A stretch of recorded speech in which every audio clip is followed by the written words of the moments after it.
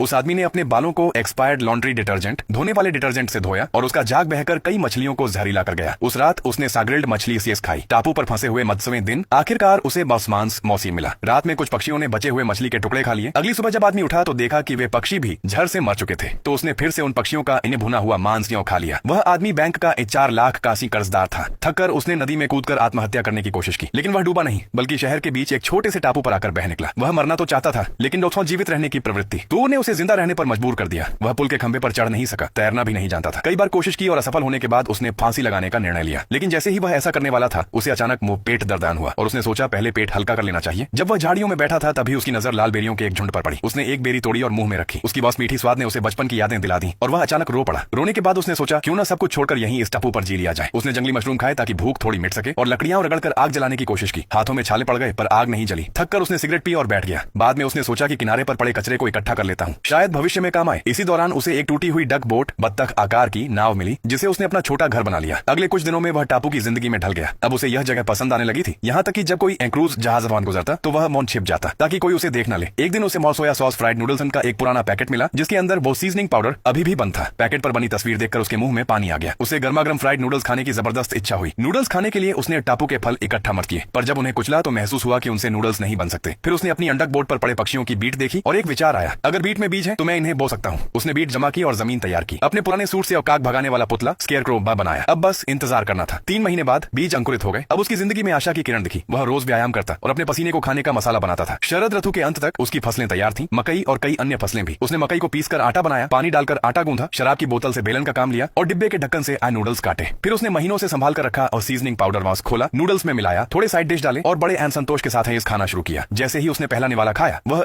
जोर जोर से रो पड़ा, क्योंकि उन नूडल्स के हर स्वाद में उसकी मौसमास संघर्ष, उम्मीद और नई जिंदगी की कहानी छिपी थी।